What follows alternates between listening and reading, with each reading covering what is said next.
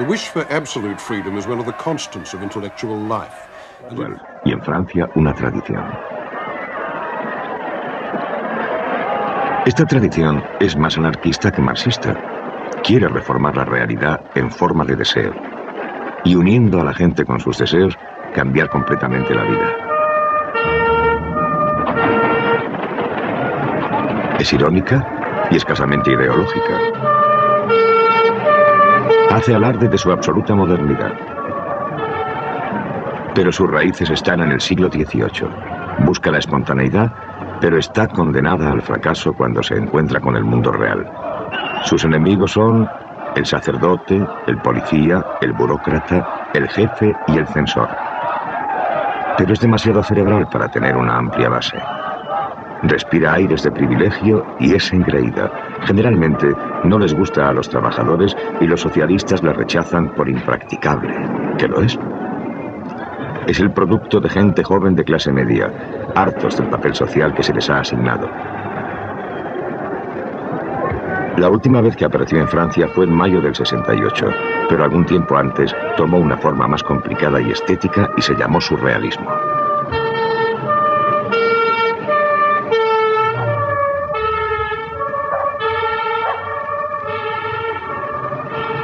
El umbral de la libertad.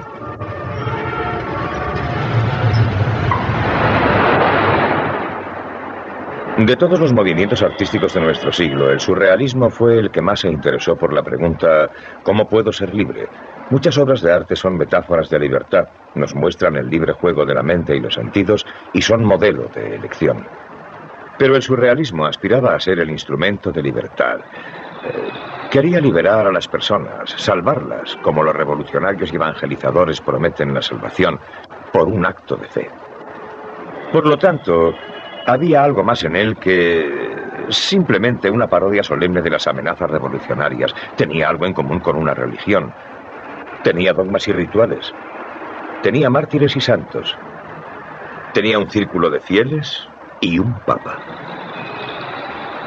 Era un joven estudiante de medicina convertido en poeta. Su nombre era André Breton, y en los años 20 se transformó en una de las grandes fascinaciones del arte moderno. Inspiraba, como dijo uno de sus discípulos, una devoción perruna, en buena parte porque era muy inventivo, muy perceptivo y muy moral.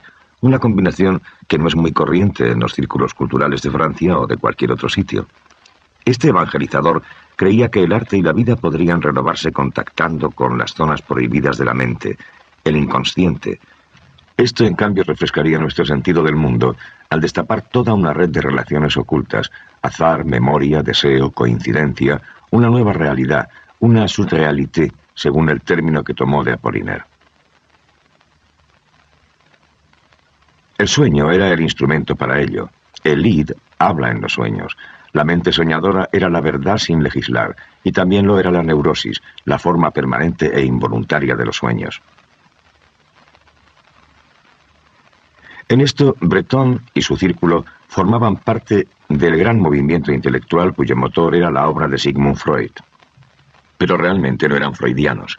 Y no hay pruebas de que Freud los tomara en serio, como tampoco de que Stalin llegara a tener noticia de los masoquistas esfuerzos de los surrealistas para ponerse al servicio del comunismo en los años 30.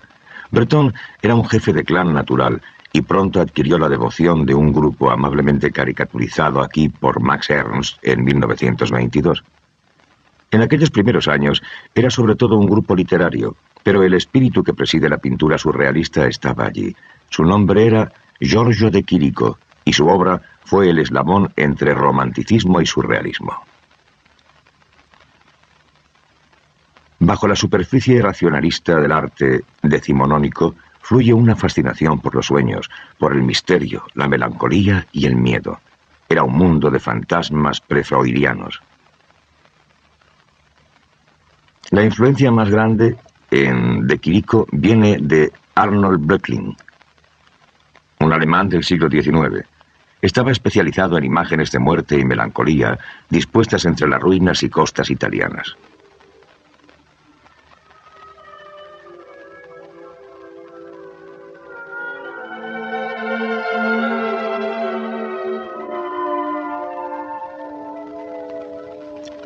Una cosa que extrajo de Italia fue la idea de los lugares históricos como condensadores de la memoria, y eso fascinó también a Chirico.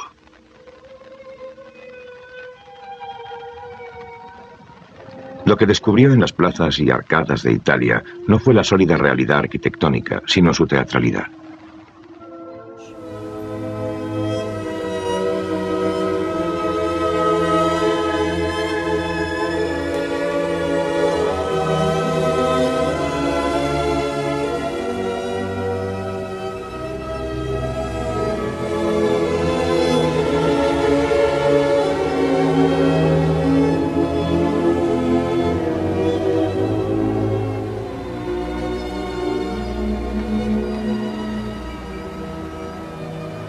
De Chirico tenía 23 años y en su viaje de Florencia a París en 1911 se detuvo unos días aquí, en Turín, una ciudad que le proporcionó más imágenes que cualquier otra, con sus paternales monumentos de bronce y sus vastas y melancólicas plazas del siglo XIX, grandiosa y provinciana, y para él completamente nueva.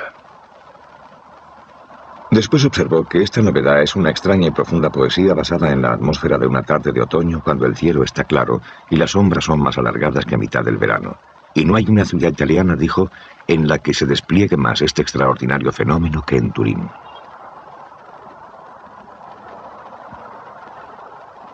Así que aquí tenemos el plano verbal para los cuadros con los que De Chirico iba a tener una influencia tan enorme sobre el surrealismo.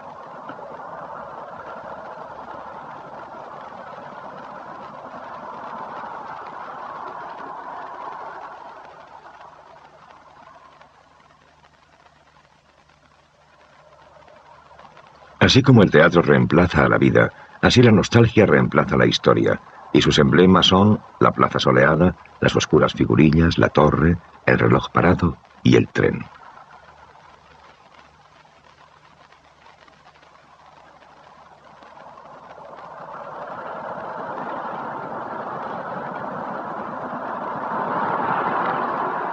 De Chirico era todavía un veinteañero cuando quedó cautivado por lo que llamaba la metafísica de esas escenas. Esa cualidad especial de la ciudad de Turín de la que habla Nietzsche me reveló un fenómeno espiritual que yo no había conocido antes. De hecho, comprendí que lo que vio en Turín, muy especialmente en sus arcadas, era algo profundamente poético. Me di cuenta del valor de este descubrimiento de Nietzsche.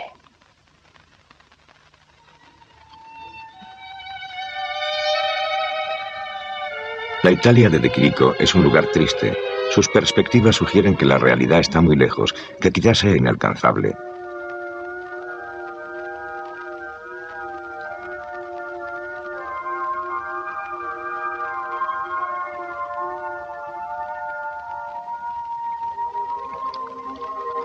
La sociedad humana ha cesado de existir. Las principales figuras de sus plazas son estatuas. Y en el más inquietante de todos sus cuadros, llamado Misterio y Melancolía de una calle, la estatua ni siquiera aparece. Tan solo se anuncia con la punta de su larga sombra, atrayendo a la niña hacia ella.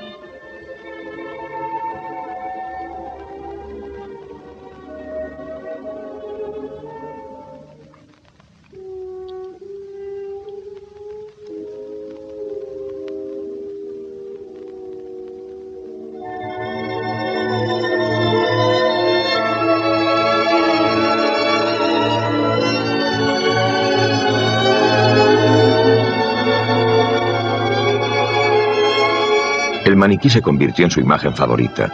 Ni hombre ni escultura a mitad de camino entre los dos.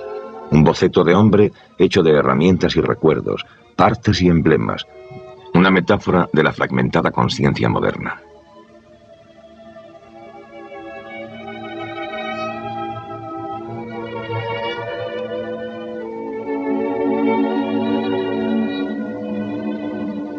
Este espacio inclinado viene más del cubismo que de las plazas italianas reales. Pero no era el andamio cubista lo que admiraba el surrealismo. Eran los extraños encuentros entre objetos y la claridad que los pintores surrealistas imitarían más tarde porque hace que el sueño parezca real. El espacio de Chirico se hizo una norma del arte surrealista, un lugar neutral, un plano ideal donde cosas extrañas se encuentran a plena luz.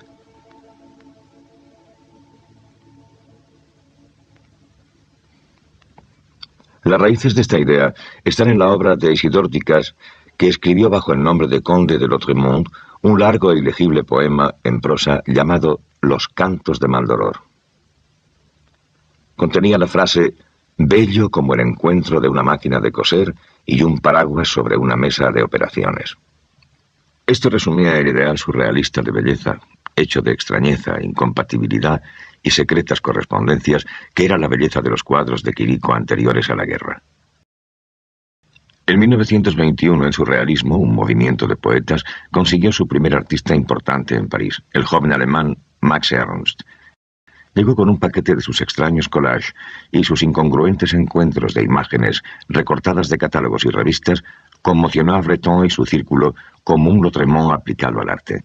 Parecían subvertir el mundo, parecían revolucionarios. Una poesía cortante, destilada de los materiales más ordinarios. Parecían visiones a través de la brecha de la realidad de la clase media. Mucho después, en los años 60, Ernst era entrevistado por su viejo amigo Roland Penrose, que fue el líder de los surrealistas ingleses. Yo nací con un sentido muy fuerte, muy patente, de la necesidad de libertad. Y eso significa también un sentido muy fuerte de rebeldía. Rebelión y revolución no son la misma cosa. Pero cuando tienes ese fuerte sentido de la necesidad de rebelión, necesidad de libertad, y naces en un periodo en el que tantos acontecimientos te invitan a rebelarte y meditas sobre lo que pasa en el mundo y no te gusta, entonces es absolutamente natural que la obra que produces sea revolucionaria. En París, Ernst injertó sus técnicas de collage con las de Chirico. Este monstruo se llama el elefante Célebes. Su forma se inspira en la foto de un mortero de grano africano. Su remate viene de los maniquíes de Chirico. Pero para muchas de las imágenes de Ernst no hay una explicación racional. Vienen de un mundo paralelo, un lugar de lúcido temor semejante al desvalimiento que a veces sienten los niños. Ernst podía comprimir un montón de violencia psíquica en un espacio diminuto del tamaño de un juguete con minas explosivas. Uno de los medios favoritos de los surrealistas para evocar lo que ellos llamaban lo maravilloso era la asociación al azar. Como ver caras en el fuego, nuestras mentes prefieren el orden al caos, así que leemos imágenes a partir de ojeadas casuales. El hecho de que estas imágenes no sean deliberadas sino espontáneas es lo que interesó a Ernst y sus amigos. Cómo se pueden organizar encuentros con lo inesperado. En 1925, Ernst encontró un sistema. Frotaba con lápiz papeles sobre madera veteada o piedra y luego los alteraba para aislar las imágenes que le sugerían. Y llamó a aquellos dibujos su historia natural. Pero la más fuerte ilusión de un mundo paralelo en la obra de Ernst viene de los collages que empezó a hacer alrededor de 1930. Usó grabados de acero victorianos, recortados y montados. Para nosotros, hoy, su efecto ha cambiado un poco. Siguen siendo siniestros, siguen inquietando y aún nos maravillan con su poder de sugestión. La peculiaridad del mundo de Ernst nunca decae. Está siempre allí, de pronto, como si tropezáramos con él. Pero lo que no tenemos es el sentido de un inmediato pasado vicioso del que dependía la obra de Ernst. Ese mundo decimonónico nos parece muy remoto. Pero era el mundo en el que Max Ernst creció y alterarlo era para él similar a un acto de terrorismo. El ataque irracional al mundo de las estructuras ordenadas. Esto es muy importante en un tiempo en el que quienes rigen el mundo pretenden que pueden hacerlo con solo su razón racional. Y ni siquiera se dan cuenta que la razón no tiene casi nada que ver con lo que está pasando ahora en el mundo. De todos modos, ¿qué se ha hecho en el mundo estos últimos 50 años? ¿Quién ha hecho la historia del mundo? Los locos que hay en él. Así si la pintura es el espejo del tiempo, tienes que estar loco para tener una imagen auténtica de cómo es. Sí, suena como un paralelismo muy peligroso. Todo es peligroso. Porque si el arte está loco como los políticos... No. Nosotros estamos locos de una manera muy diferente. Sí, supongo que sí. Exactamente al contrario. Supongo que esa es la gran diferencia. A una locura le oponemos otra. Sí. Desde luego, no pretendemos que esta locura opuesta a la otra pueda de algún modo curar a esa otra gente y apartarles de lo que están haciendo. Pero un artista es solo alguien que hace una declaración. Sí, así que en arte lo irracional es un ingrediente absolutamente esencial, ¿no cree? Es esencial.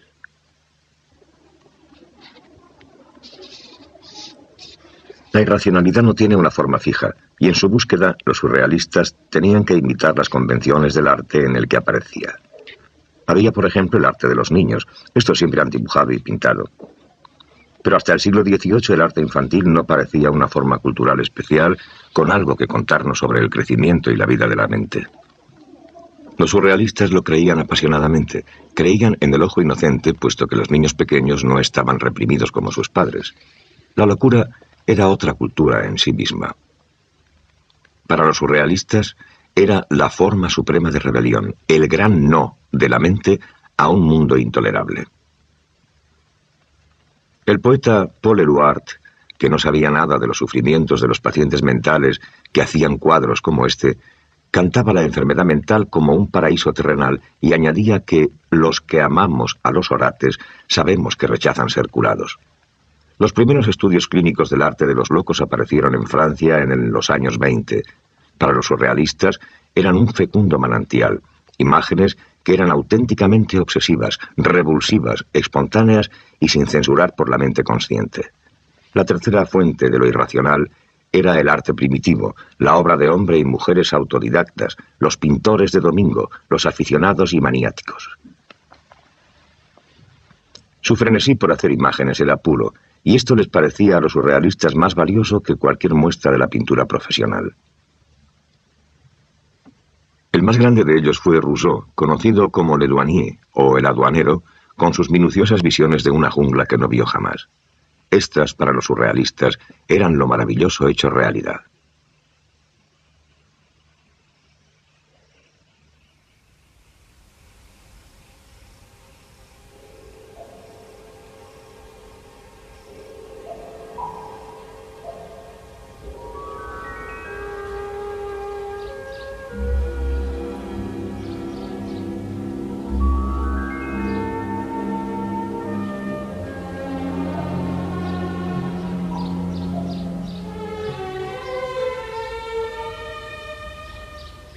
En 1879, un cartero rural francés del pueblo de Hauterive cogió una piedra.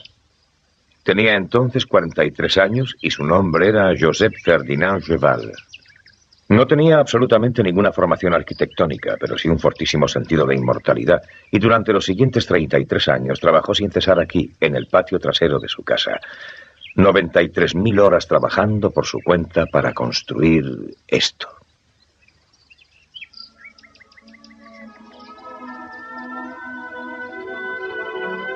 Lo hizo con piedras y cemento y barras de hierro y trozos de alambre y conchas de ostras recogidas del restaurante local y con todo lo que llegaba a sus manos.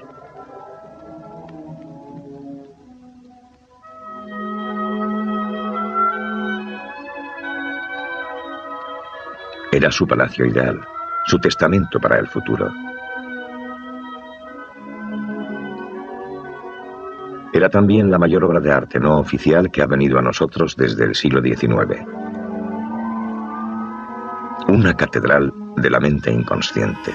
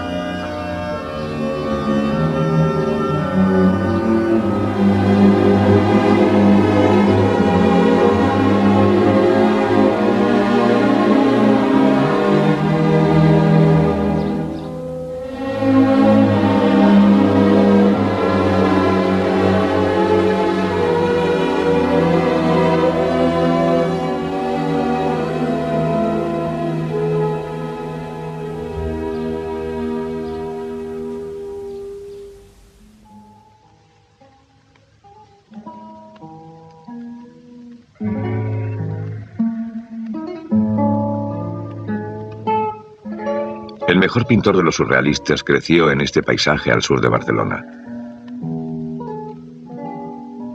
Su nombre es Joan Miró y ha sobrevivido a la mayoría de sus compañeros artistas. En cierto sentido, Miró no se unió al movimiento. El surrealismo se unió a él. Necesitaba su arte, una libre y lírica mezcla de cuentos populares, erotismo, humor sardónico y absurdo. Cuando era un muchacho, antes de 1920, le vemos convertirse en un pintor moderno. Primero, el brillante color mediterráneo derivado de Matisse.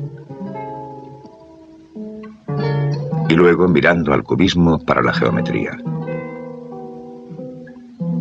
En esta etapa su arte es una visión de detalles, como un bíblico recuento de bendiciones. Los caballones de la tierra arada, los nítidos perfiles del granero y la casa. Las criaturas aparecen planas y brillantes, una a una, como en los frescos románicos catalanes. Miró se distanció del cubismo con este cuadro, El campo labrado. Aquí están los surcos del arado, una casa y delante una yegua amamantando a su potrillo. Pero al árbol le ha crecido una oreja. Y ese lagarto está hablando con un caracol mientras lee un periódico francés, una especie de saludo irónico al cubismo. Y arriba, por el aire, un gallo saltando de un árbol cacareando, mientras la nube, bajo él, se convierte en sus plumas. Es un paisaje metamórfico. Todo en él puede convertirse en algo distinto.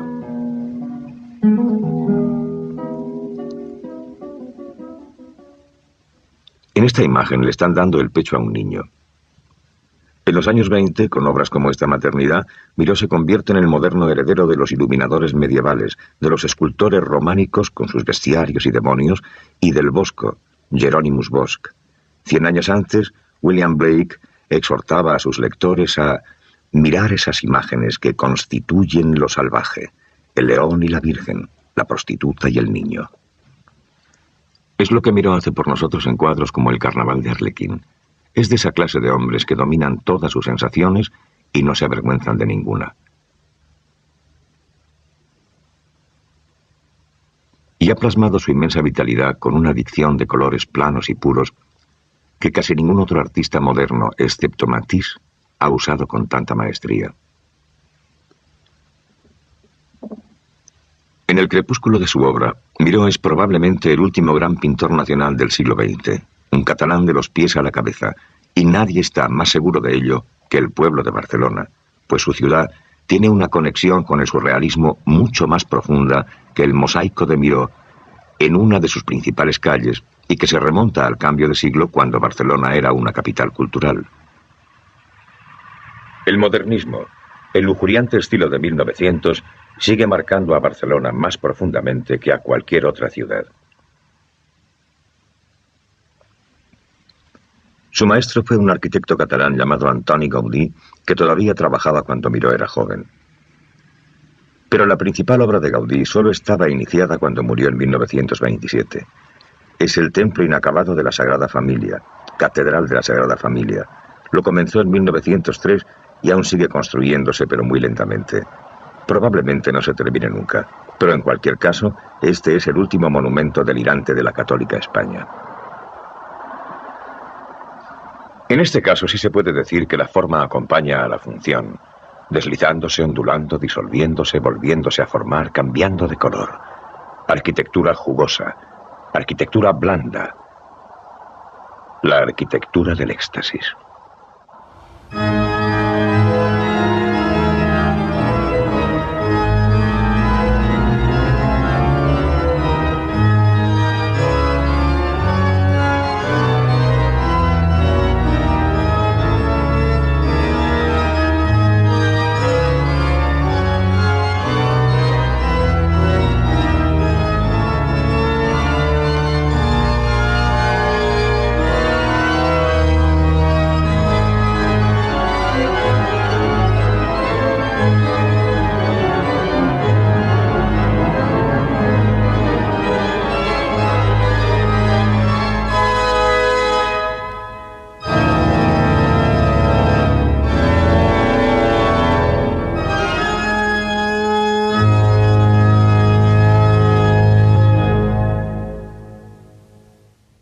En la parte alta de la ciudad está el Parque Güell, que Gaudí creó para sus principales clientes, la familia Güell.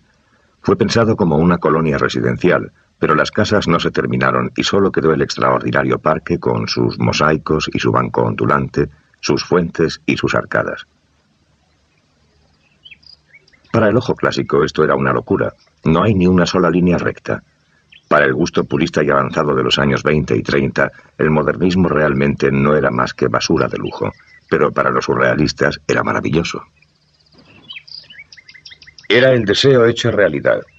Y en el fondo del estilo podemos encontrar una especie de irritación nerviosa, una sensación de la materia continuamente haciéndose metáfora que les era muy congénita y que resultó el legado de otro genio catalán ligeramente más dudoso, Salvador Dalí.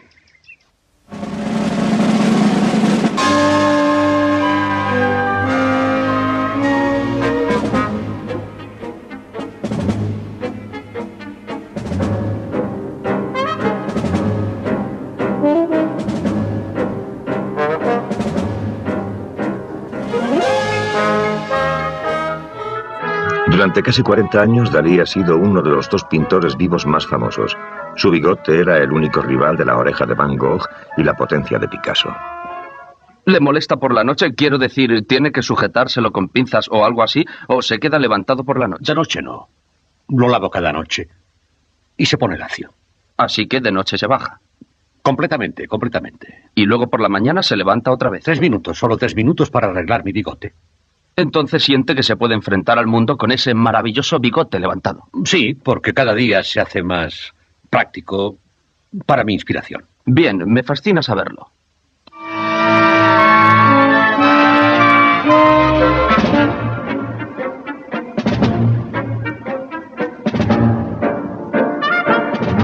También ha sido un personaje embarazoso con las opiniones políticas de Torquemada, la codicia de una barracuda y la vanidad de un viejo imitador de estrellas.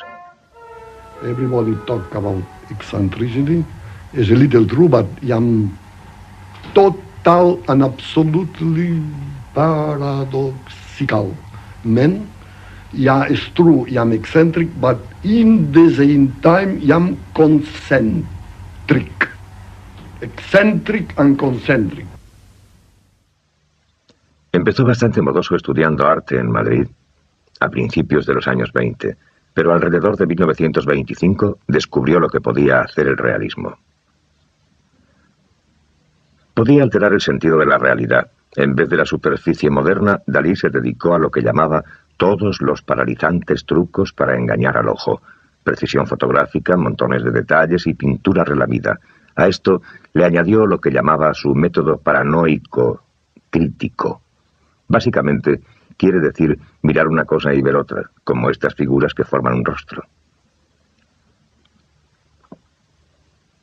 Dalí usó en sus cuadros este truco una y otra vez. Este se llama la metamorfosis de Narciso. Ahí, a la izquierda, está agachado con la cabeza en su rodilla contemplando su reflejo en el agua. Y la gigantesca mano de la derecha, mostrando un huevo del que brota un narciso, imita exactamente su cuerpo.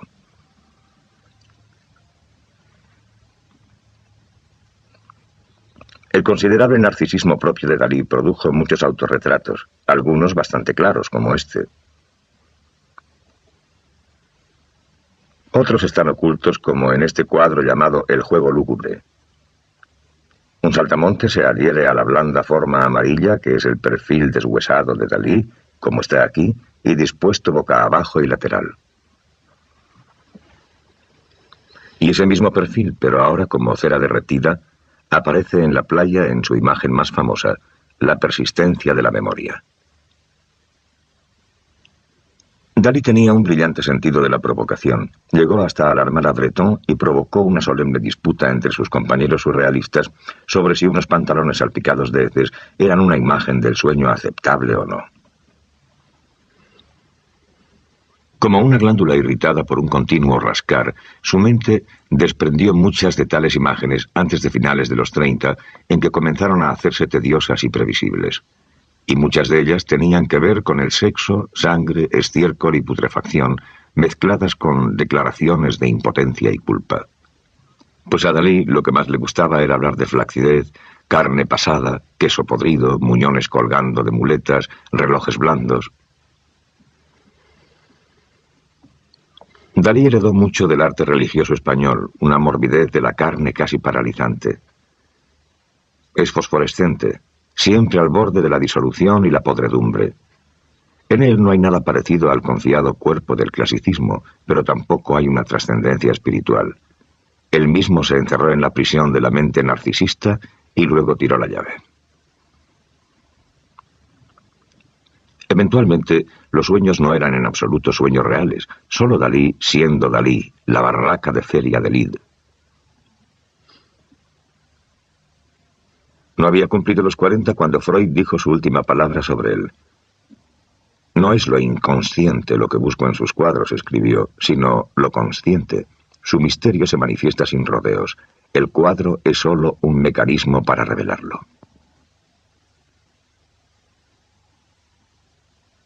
Así es él, no lo bastante grande para el mármol, pero justo para la cera.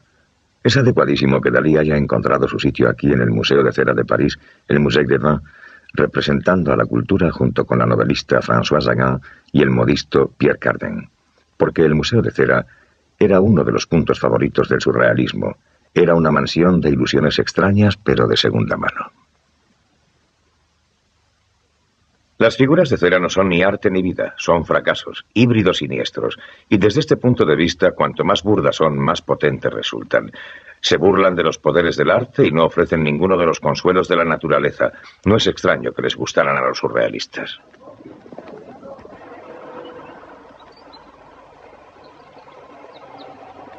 Excepto como fondo, el paisaje no le interesaba al surrealismo. Puede que lo encontraran desagradablemente bucólico. Era un movimiento de ciudad hecho por jóvenes pedantes, pálidos y agresivos, cuyo cubil natural era el café y su ciudad esencial, París. De hecho, es imposible imaginárselo sin París. Y el equivalente a la infinita variedad de la naturaleza era la infinita profusión de deslumbrantes objetos que se depositaban aquí en el Marché Opus. Naturalmente, eso era en los buenos tiempos del ayer, antes de que empezaran a llamar antigüedades a la chatarra. Pero aún así, nunca sabes lo que te puedes encontrar aquí. Este rastro era como la mente inconsciente del capitalismo, Contenía los excedentes reprimidos.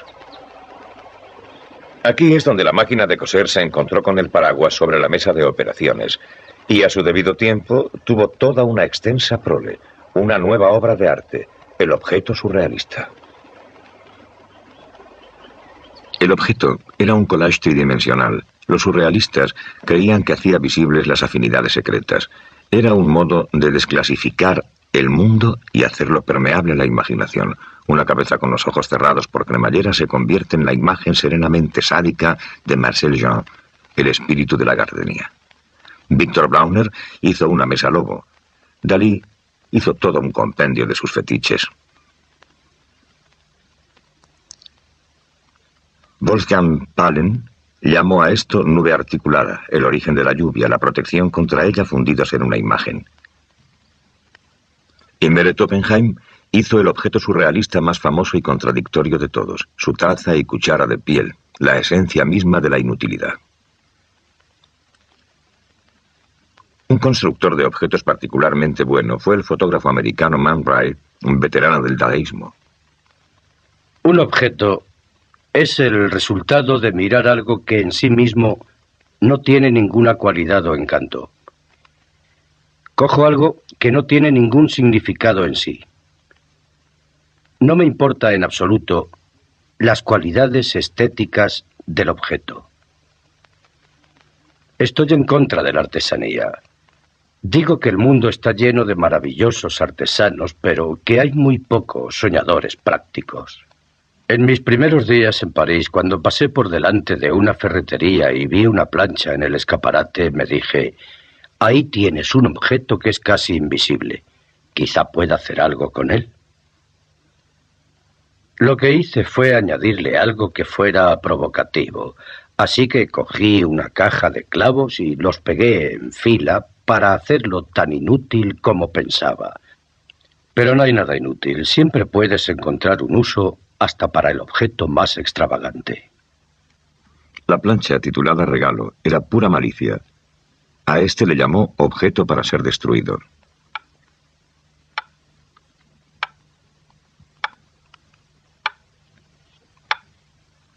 El culto a los objetos subrayó otro aspecto de la imaginación surrealista, la creencia de que lo maravilloso, ese estado casi de excitación sexual que Breton llamó belleza convulsiva, estaba siempre a mano, oculto justo bajo la piel de la realidad. El artista que hizo la mejor demostración de esta idea vivió en una modesta casa de un suburbio belga y su nombre fue René Magritte. Magritte era el perfecto burgués, bajito, taciturno, suburbano. Murió en 1968, pero su obra sigue sirviendo a su audiencia del mismo modo que los pintores de historia victorianos servían a la suya. A la gente le gustan las historias, pero el arte moderno no cuenta demasiadas, y Magritte sí. De todos modos, sus historias no son narrativas, son instantáneas de lo imposible. En 1923, el arquitecto Le Corbusier puso esta foto en su tratado de la nueva arquitectura mecánica como ejemplo de diseño racional. Una pipa. 5 años después, Magritte le rebatió con su cuadro. Esto no es una pipa. Se convirtió en una de las frases más famosas del arte moderno, un manifiesto sobre el lenguaje, el modo en el que el significado es transmitido o frustrado por los símbolos. Porque esto, desde luego, no es una pipa, es un cuadro, una obra de arte, un signo que denota un objeto y activa la memoria. Ningún pintor había aislado jamás ese hecho básico del arte tan claramente. Negar el nombre de las cosas te lleva a través del espejo de la ilusión hacia un mundo bastante diferente, en el que las cosas cambian de nombre y pierden su significado. Una vela es un techo, y la luna, un zapato. La primera característica de este mundo es el temor, a veces al crudo nivel dramático de las películas mudas que Magritte solía ver, que encuentran aquí eco en su cuadro El asesino amenazado. Magritte nos ha dado varias de las más intensas imágenes de la alienación en todo el léxico del arte. Esta se titula Los amantes. Esta, un cuadro de la mayor tristeza y mordacidad sexual, se llama La violación. El tono usual de la obra de Magritte era el de un mundo a la vez normal y levemente fuera de control. Magritte pintaba cosas tan convencionales que parecían sacadas de una cartilla de lectura. Una manzana, un vaso, un impasible desnudo belga o un ojo humano. No había mucho en esa lista que un oficinista belga normal de alrededor de 1935 no viera en el curso de un día belga normal. Pero también ese oficinista era una de las imágenes favoritas de Magritte. Aquí los oficinistas caen en una especie de lluvia impasible sobre los tejados de Bélgica, como si cogieran el metro para el cielo. En un cuadro tienes un lienzo en el caballete, enfrente de un paisaje. El lienzo lleva una imagen del paisaje. Este cuadro se superpone exactamente a la imagen real, y así el juego entre imagen y realidad sugiere que el mundo real es tan solo una construcción mental, y que en alguna parte entre el infinito número de modos de experimentar ese mundo hay un ángulo ideal en el que arte y realidad se superponen, encajan y se funden. Ese es el momento de la visión surrealista. Las mejores imágenes de Magritte no parecen fantasías, son secas, minuciosamente pintadas, convencionales e incluso pedestres. Parecen tener más en común con un informe que con la imaginación, y así la respuesta más apropiada a ellas es la toma doble. Magritte amaba la paradoja, y era su maestro absoluto, y sus paradojas necesitaban el contexto de la vida real. Sus cuadros no tratan tanto del mundo como de las vías que encontramos para describirlo. Magritte estaba obsesionado por la debilidad que tiene el lenguaje con lo que describe. Ese sentido de resbalón entre palabra y cosa, imagen y objeto, es una de las fuentes de la inquietud moderna. Y al hacerlo su tema, Magritte se convirtió en uno de los artistas sin los cuales no se puede comprender la cultura moderna. Sus minas visuales siguen estallando una y otra vez porque su detonante es el mismo pensamiento. Cuando el cañón dispare, el mundo de las imágenes familiares desaparecerá. El título de este cuadro es El umbral de la libertad.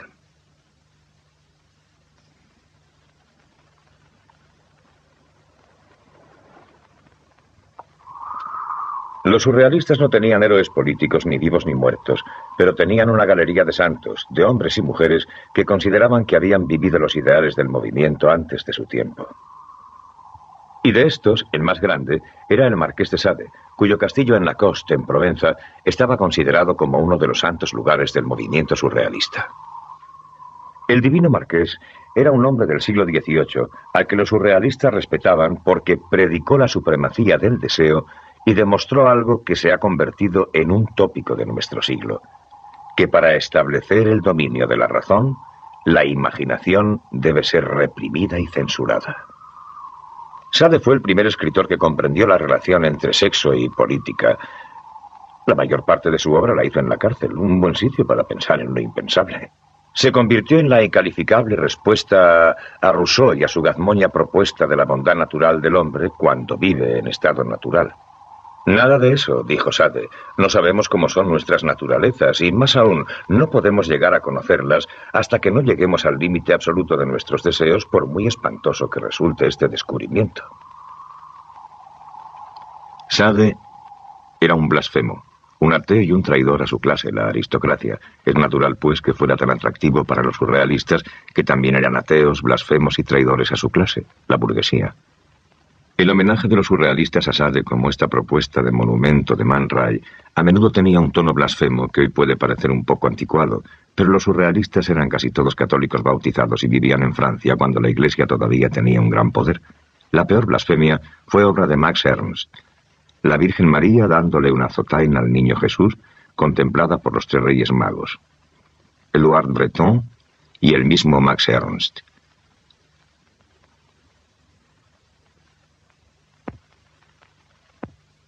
El sexo, por estar cargado de tabúes, fue uno de los grandes temas surrealistas, pero solo defendían una clase de libertad sexual, insistiendo en que la imaginación solo podía ser liberada por la dedicación exclusiva a una sola mujer.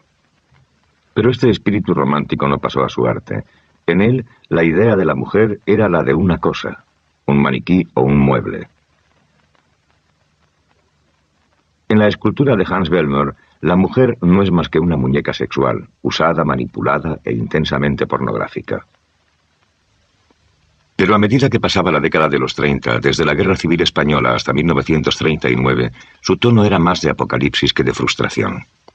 Max Ernst resumió la sensación de amenaza en un cuadro profético llamado Europa después de la lluvia, un lugar reducido a un espeluznante anonimato, un planeta vacío, todo ruinas y jungla y decadencia.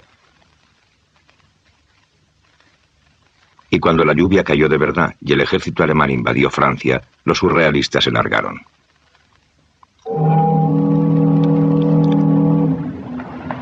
Muchos se fueron a América. Y así fue en Nueva York donde los restos del surrealismo echaron raíces y se transformaron. Pero el mayor artista americano de lo irracional ya vivía allí en una casa de madera de Utopia Parkway en Queens, en las afueras de Manhattan. Su nombre era Joseph Cornell y hacía cajas. En cierto sentido, la caja era una metáfora de la propia timidez de Cornell. Muy pocos artistas americanos han rehuido tanto su vida pública para defender su intimidad. Y aquí están sus emblemas conservados bajo cristal, archivados entre muros de madera. Representan una realidad distante, no es exactamente una realidad histórica, más bien un teatro de la memoria cuyas imágenes van y vienen, combinándose una y otra vez. Los pájaros y los planetas, amuletos, hoteles de provincias y bailarinas y sellos extranjeros. Podían haber resultado unas preciosidades, como los objetos victorianos, pero no es así porque Cornell tenía un sentido riguroso de la forma, estricta y sobria, como la buena carpintería de New England. Los cuadros de Chirico están llenos de nostalgia por la experiencia perdida, pero en Cornell hay mucha menos sensación de pérdida. Todo está aquí y dominado como están los recuerdos en la mente. Algunas de las cajas son muy elaboradas. Esta se llama El Egipto de Mademoiselle Cléo de Merode. Esta fue una famosa cortesana francesa de 1890 con una reputación de avariciosa y bella por igual. En efecto, Cornell la compara con Cleopatra y le hace un cofrecillo con los emblemas de Egipto. Una esfinge, arena, perlas, serpientes del Nilo y todo lo demás. Cornell era ya un artista evolucionado, aunque desconocido, antes de que los surrealistas llegaran a América. La parte de lo irracional americano que debe más al surrealismo de los años 40 es la obra de pintores como Jackson Pollock, Mark Rothko y Arshile Gorky, que después serían llamados expresionistas abstractos, y entre ellos el puente fue Gorky. Este refugiado armenio tuvo una carrera peculiar con su febril imaginación, una profunda inseguridad y un eventual suicidio a los 44 años. Durante casi 20 años estuvo haciendo pastiches de los artistas que quería ser, de Picasso, luego de Miró, imitándoles en cuadros como este. Y luego, casi de golpe y porrazo, Gorky se descubrió a sí mismo. La fluida línea de telaraña que tomó de Miró comenzó a describir paisajes de una forma no demasiado abstracta, formas como tallos de flores, tendones, órganos sexuales, hígados, plumas. El lienzo late, está lleno de una especie de vida cálida, sudorosa, preconsciente, se dirige al cuerpo y no se sale de él.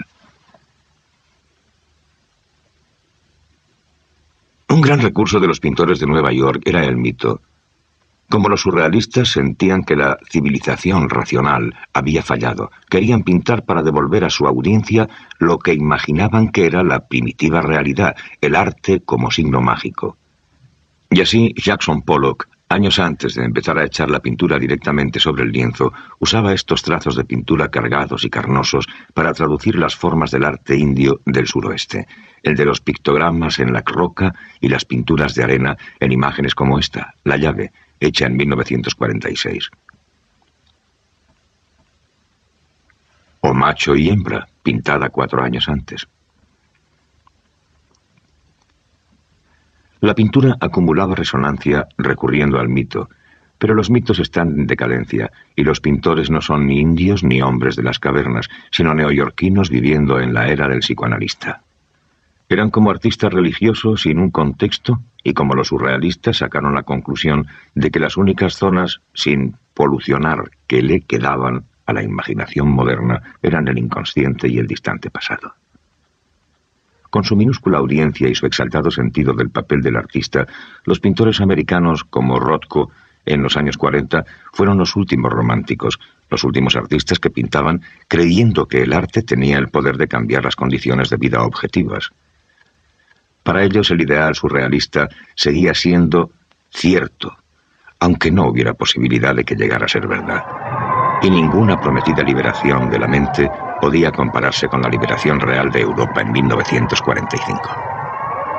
El hecho de que tantos surrealistas se marcharan a América garantizaba que el surrealismo sería un callejón sin salida en Francia después de terminada la guerra. Después de todo, se habían largado y ya no podían exigir el respeto ganado por escritores como Jean-Paul Sartre o Albert Camus, que se quedaron y resistieron.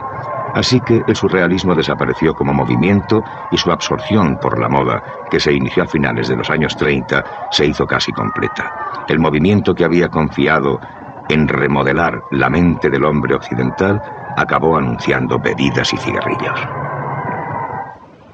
Bueno, ¿eso es todo? Ni mucho menos, porque la memoria del surrealismo, su depósito de ideas, fue explotada en los años 60 y 70 por un artista tras otro. Como propuesta de libertad, seguía siendo infinitamente intrigante. En 1969, el artista rumano Cristo envolvió con plástico y cuerdas toda una sección de la costa australiana. Esto nos remitía a 1920, cuando Man Ray envolvió una máquina de coser con una manta y la llamó El enigma de Isidore Ducas. Por el mismo motivo, Breton escribió que el acto surrealista más simple, el más gratuito, sería salir a la calle disparándole a la gente al azar. Ahora, casi 50 años después, un californiano llamado Chris Burden descargó su revólver sobre un avión de línea que despegaba en Los Ángeles. Falló. A esa acción la llamó arte.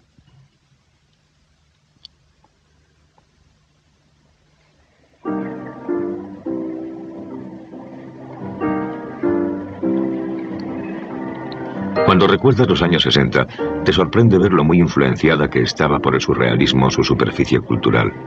Los chavales que estaban haciendo su pantomima de deseo y rebelión, la mayor parte del tiempo no se daban cuenta de esto. Existía la ilusión de que el mundo estaba naciendo de nuevo.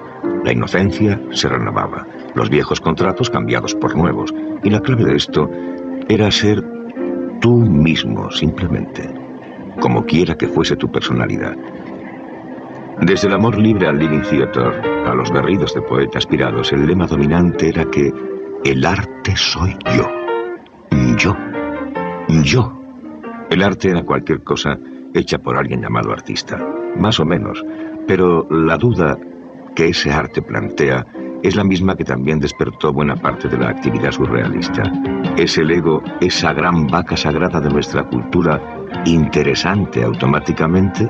¿O solo puede mantener nuestro interés como arte por su capacidad de producir estructuras ordenadas?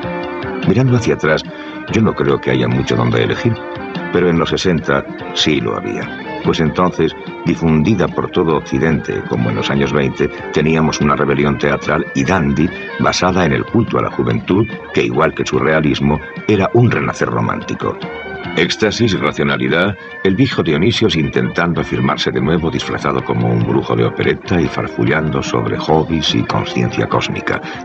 Si hubo un eslabón entre el surrealismo y los 60, ese fue la ilusión de que la juventud es la verdad.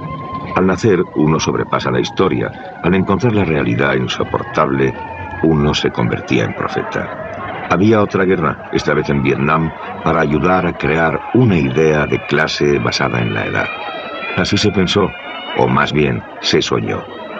Pero esta fábrica de sueños quebró en los años 70.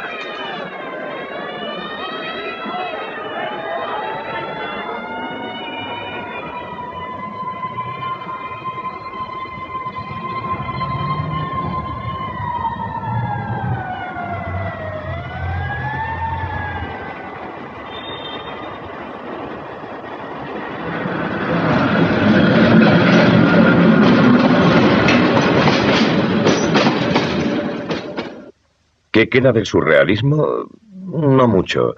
Se convirtió precisamente en lo que no quiso ser, un estilo, y además un estilo que duró poco. Los artistas europeos tardaron casi 200 años en digerir las implicaciones de los desnudos de Miguel Ángel, pero el surrealismo fue digerido por completo en 50 años, la cuarta parte de tiempo. Y durante todo este tiempo sus artimañas llegaron a parecer más nostálgicas que revolucionarias. Los Magrittes y Max Ernst, que antaño fueron intragables y contradictorios, ahora acaban consiguiendo precios altísimos en las subastas como meras unidades en esa suave corriente de cambio que empaña los significados del arte. Pero esto tiene otro perfil, pues el surrealismo no fue tanto un movimiento artístico como una rebelión de la mente que hizo de la pintura su vehículo. Puede que no vuelva a cobijarse en la pintura. Ayer el fantasma revoltoso tiraba bandejas en la cocina. Mañana puede que alborote el salón. Nunca se sabe. Es un fantasma muy resistente y duro de exorcizar, pero al que le va todo lo respondón, extravagante y libre. Y su misma picardía, su perversidad, es una forma de inocencia, una declaración de fe.